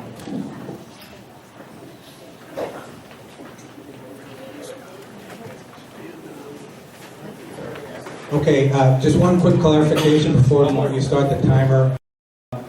What I meant to say, or what I did say, is that not that I want the Miles Davis group to handle that. I was simply stating that I went to the History Museum as part of a meeting with the Miles Davis group as a meeting lead. That's what I was trying to say. Okay, now can I go ahead and start that? Okay, I think more than anything, people that I've talked to going door to door, they want safe and stable neighborhoods. And when we've got slumlords and other problem property owners, it's like a cancer that spreads throughout the neighborhood. And we've all seen what that happens. It's one of the most important things I've heard, and it's a pet peeve of mine. We've got far too many rental properties, and let's not forget about the flip side of the coin. If we're not going against and holding the property owners accountable, then that also means that the people trying to rent and trying to make a living don't have good rental properties, good safe rental properties that they feel comfortable in too. So there's two sides of that coin that's critical to talk about. But definitely firm and fair enforcement is critical, and I sense from what I've heard too that That's your time, Mr. Dixon. Just 10 more seconds. That the inspectors, I think we ought to take another look at the amount of resources we direct towards that department. Thank you.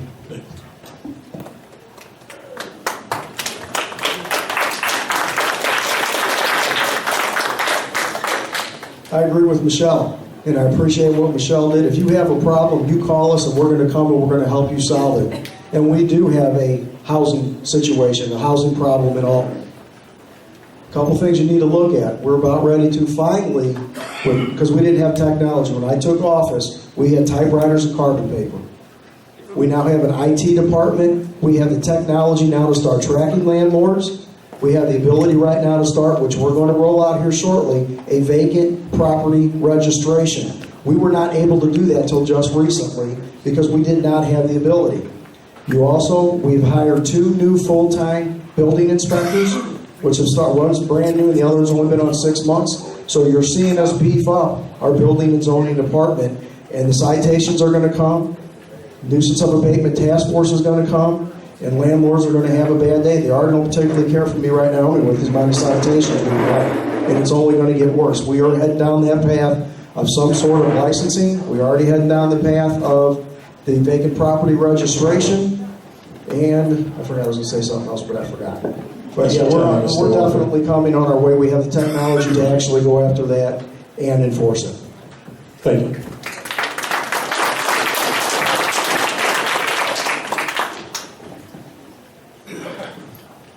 I hear talk about slumlords. My question is, how are these places been rented out in the first place? Who's proven these occupancy permits? Under my administration, we're going to move the inspectors under the police department because these properties should never be occupied to begin with. So where's the disconnect? Over and over again, these properties should not be occupied. They're not safe properties. We go into them. Stairs are horrible. Everything else is horrible. We need to make sure they're inspected correctly and get quality people in there. That's what we need to do.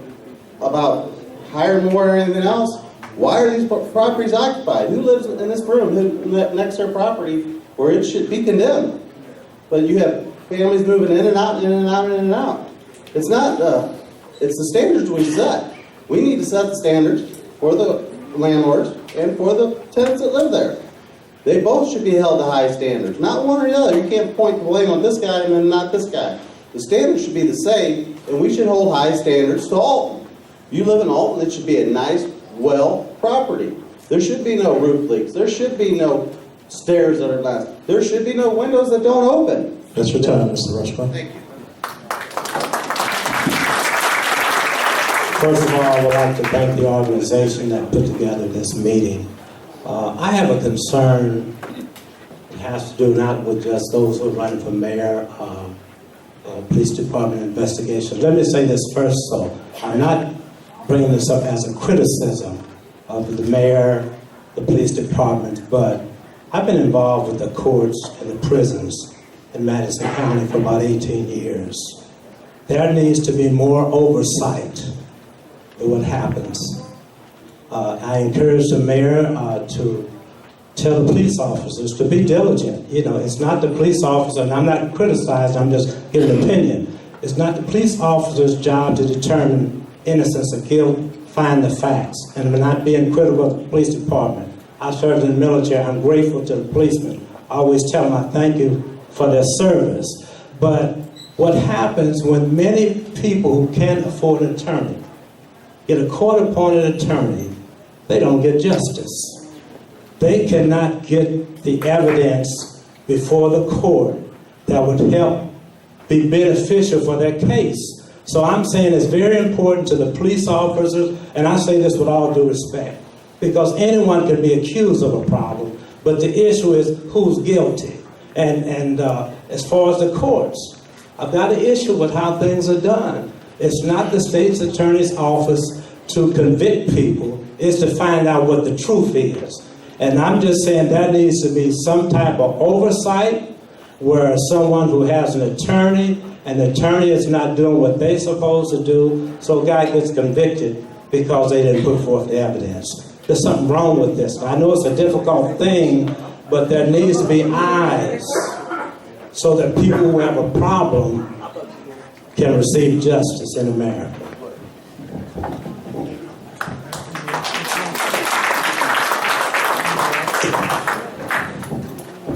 Hello, my name is Manny Espinoza. I'm Vice President of PBPA Unit 14. In the recent past, there's been some strife within the police department. What are steps to bridge these gaps so the police department is out of these politics and can concentrate on making the community safer? And I'd just like an answer for me. Great question. Who wants to answer that?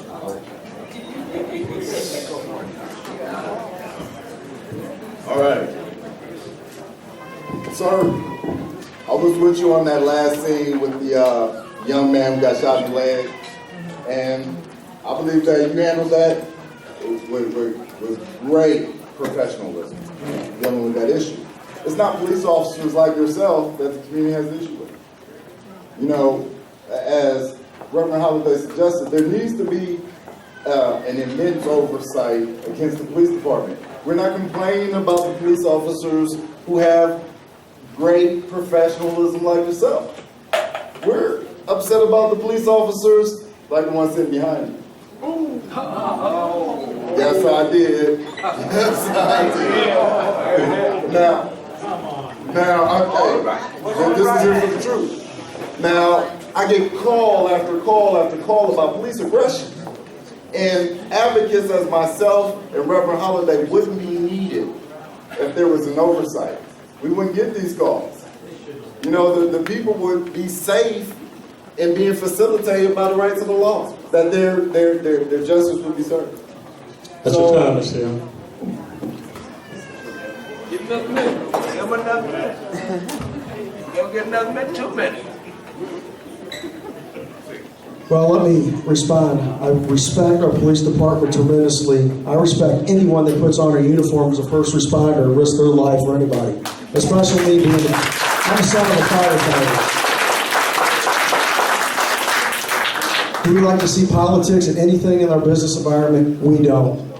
Have we had some difficulties in every department, not just the police department? We have. But make no mistake, no matter what the fights are, you guys, the police department always has my support. Now, will we have fights in the past? When we have some fights in the future, we might. That's part of management decisions, and not every decision you're going to make is going to be liked by everybody. But that does not mean that we will not work through them. And I look forward to, I've been proud to be a mayor with the police department, as fine as this department's done and all the work you've done in some of the most trying times this nation has seen. Our city has not seen unrest, and I attribute that to all the work that you guys do in that police department. So yes, do we want politics out of it? Yes. Are we going to agree to disagree sometime? Yes. Not every decision is going to be popular. Thank you.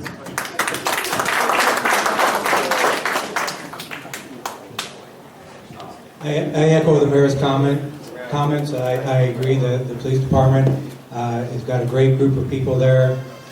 There's always issues that come up, and we've got to keep politics out of it. I've learned as a manager that you surround yourself with good people and let them do the job they know the best, but you still have to have the oversight there. Politics don't belong in the police department. They need to do their job, and we have to watch what they're doing through general oversight, and so that they can work on their job every day. I know they leave their homes every morning and put themselves in harm's way. They should be congratulated for that and given all the support they can possibly get. Thank you.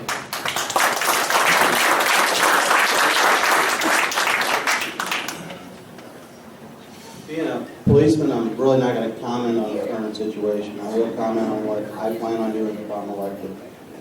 The whole idea is open communication between the police department, the mayor's office, and city council.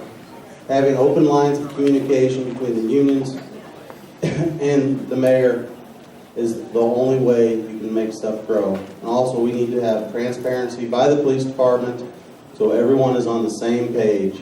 If you have anything that's hidden, it's generally wrong. So I want the community to know that under my administration, we will have transparency of what goes on inside the police department as well as what goes in the city hall. Thank you.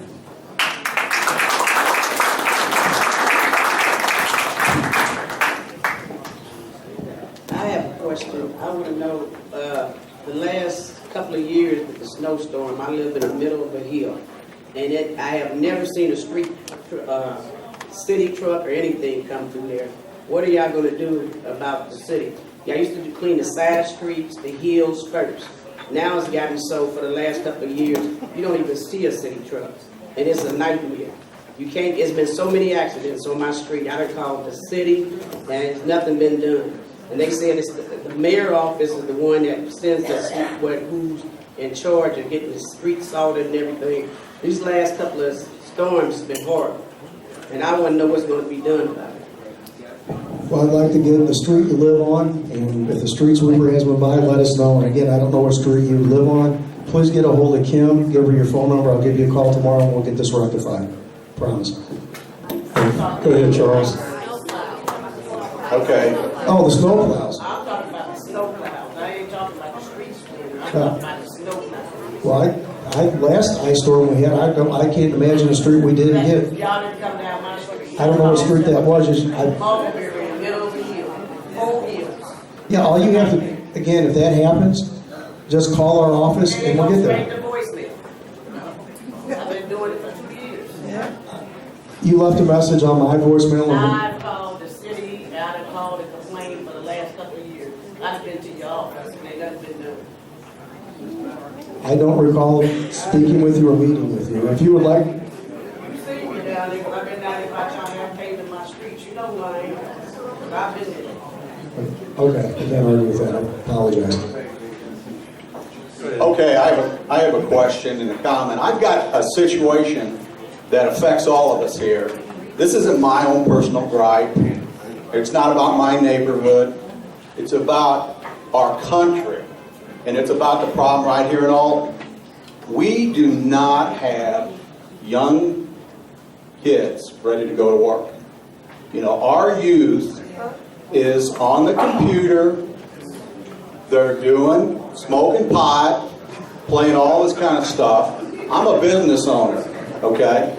When I grew up, I had a paper route, I played in the woods and built camps. I had another job. I worked at the grocery store, did bottles. By the time I got out of high school, I was buying houses and fixing them up. I had a job, bachelor's degree, all that stuff, but I knew how to work.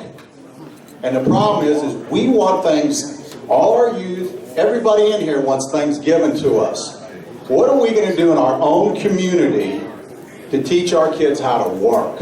I'm not talking about going to trade school. I'm not talking about getting a bachelor's degree. My dad taught me how to pour concrete, build stuff, mow the grass, work in the yard, fix a car, fix a lawnmower. We don't have that today, right? So what I want us to do is we have organized sports, recreational facilities. We have organized things. Why can't we have work youth camps? Why can't we teach our youth how to work? Why can't we put our youth first? Why can't we have our youth working in the park? Why can't we have them pulling weeds? You know? Time, sir. That's my comment. Why can't we get something like that going? Thank you.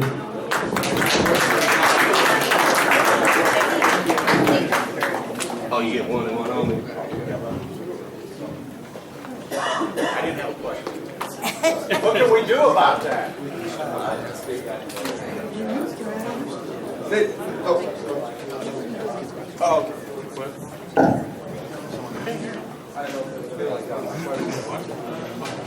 Go ahead, ask your question.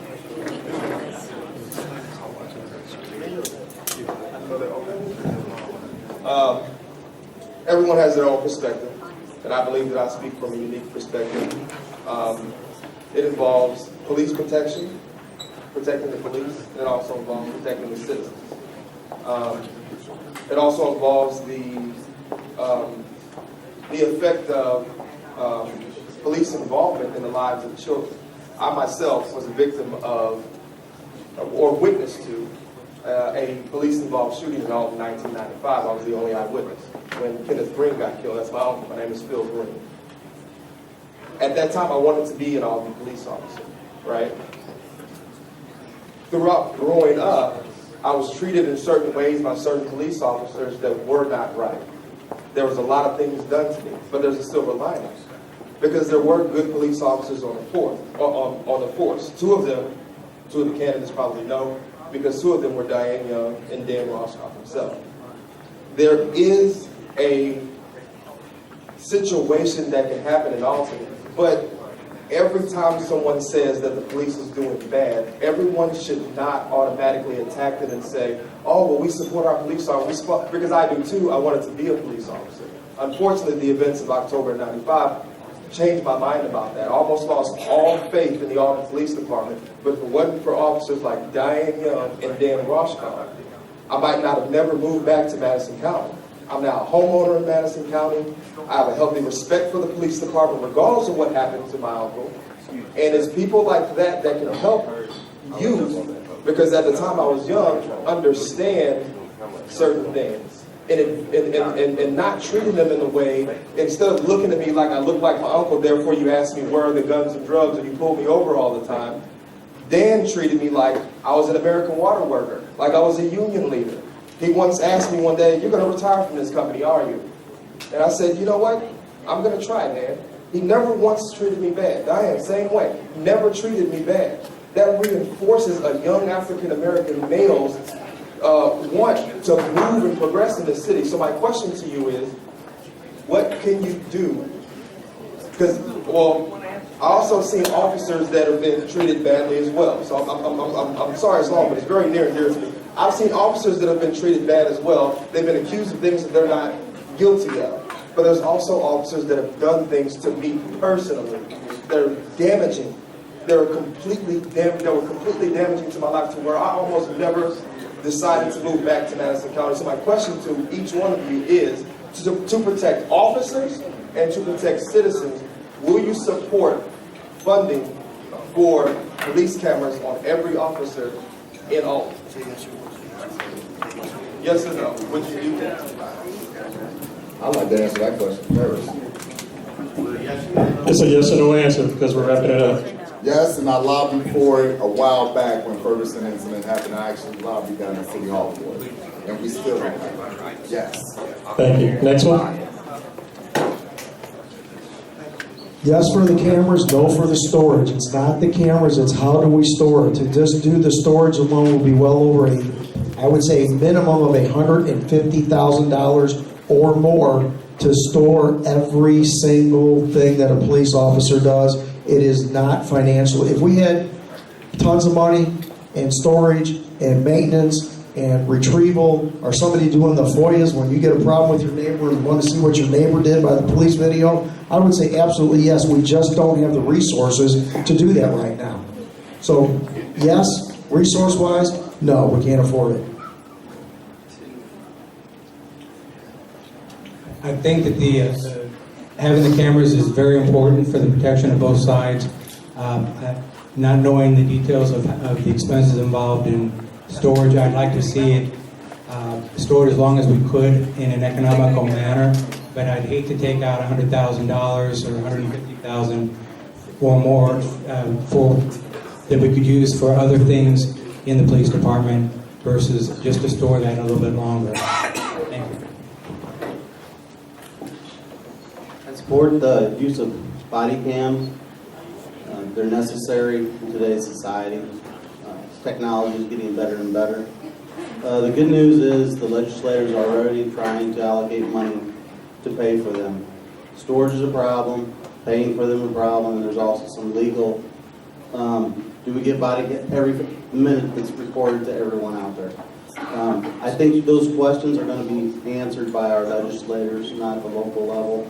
We can ask for it. I know other departments have it, and it's been almost a nightmare with FOIA requests, equipment malfunction, and cost.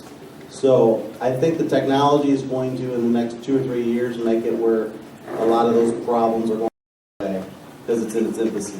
So body cameras will be a necessity, and it will happen in law enforcement. It's just a matter of when. Thank you. Good evening. As we move in this series, so many people are transferred here from other places with jobs. The first thing they look at is the school system and what does the city offer for our youth and families. We do not have a community swimming pool here. Our children and our families, if you want to swim, has to go to Wood River or go somewhere else, St. Louis. We don't have a movie theater. You go to Edwardsville or East Alton or to St. Louis. We do not have here anything in the city of Alton to motivate people who want to move here with their family and set up a living. I know it's hard. You have to write grants to get money to motivate them. So as the new administration, whichever one of the four of you are that will be elected mayor, think about what the citizens of Alton need other than parks and bringing in new business. See if they can motivate something for the citizens who paying taxes here. Thank you.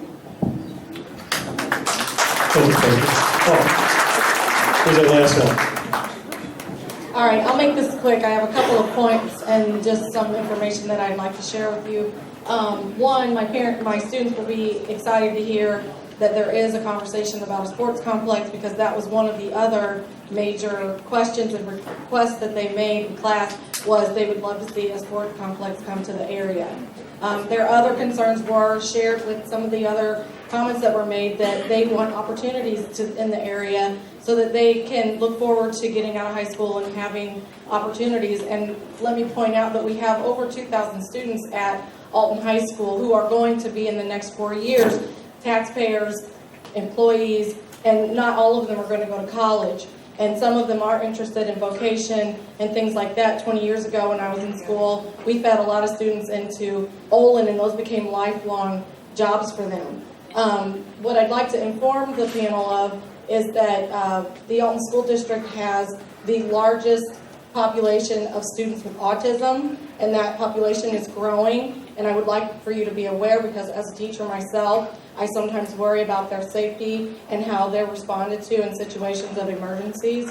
So please be aware that that is a larger population in this community that is growing at a daily rate, or a school year rate.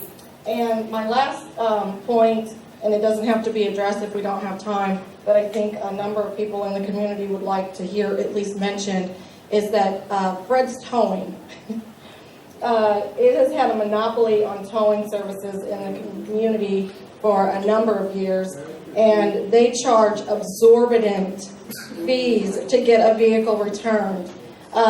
If any of you would recommend using a tow service, another tow service, or giving an option to other tow companies to have open bids, I think a lot of community members would appreciate having a lower rate of having their cars returned when you have people that are choosing between paying their rent and getting a car back, or losing the car and then not having a job. We really need to address those fees with Fred's Towing and open up bids for other tow companies to have the option to bring those prices down.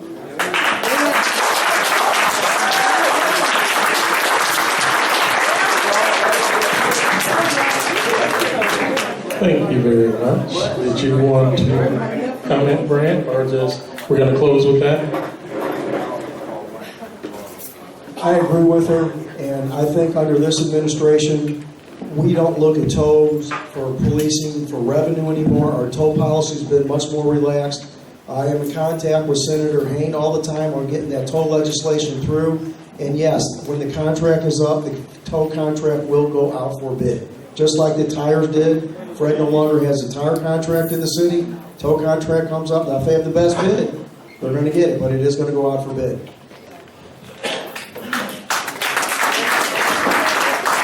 Thank you. Did you want to comment, Mr. Dixon? Just real quickly, I agree 100%. It's important to have as many of our services and goods that we get from the city provided through bids. It's just what the United States is founded on, competition.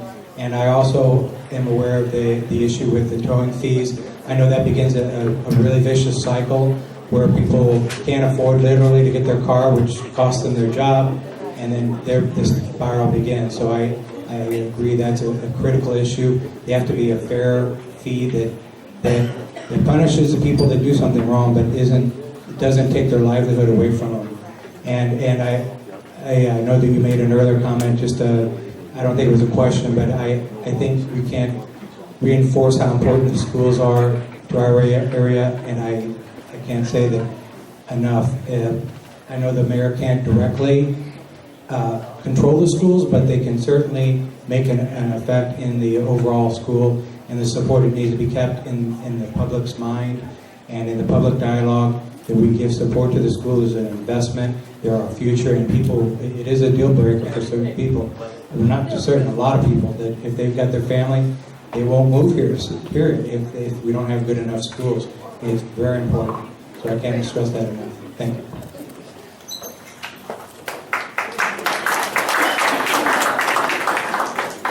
As a policeman, I deal with the tow fee situation quite a bit. I'll be the first to tell you, I'm against the police towing fees per se. Those fines should be addressed upon your guilty convictions, and that's how the money should go to the city.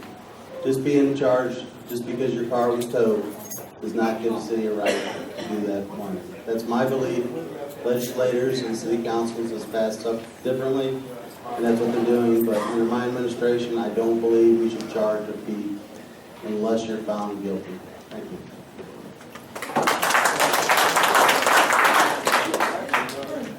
Under my administration, the toll fees will be completely leveled. Under the progressive movement, I'm totally against the power group standard, which we seem to have empirical value of here in the city. That power groups control the city. So when it comes to the towing thing, I was part of the group that lobbied against that too. You know, even when Elliot Davis came in, pressed the issue. You know, I stand on those topics against them. I stood there, I'm going to stand once I'm in office. all social suffrage, all measures of iniquity will be reversed under my administration. President Obama said the change will not come if we wait for some other person or some other time. We are the ones we've been waiting for. We are the change that we seek. I go a little bit further than that to say we are now. And that's why my progressive platform will reverse some of those social trends and bring about social equity. All right. Again, I would like to thank you all for coming out, and I would like to thank the candidates. Can't thank you guys enough for coming out. And wait a minute, I got an announcement. This is my announcement. I'm running for mayor. No, seriously. The new member we have, I didn't want to announce her name prior because I know she wanted everyone to know, but it is Mrs. Kimberly Shepard. So she is our new panel member. Again, thanks everyone for coming out. Stay tuned for our next event.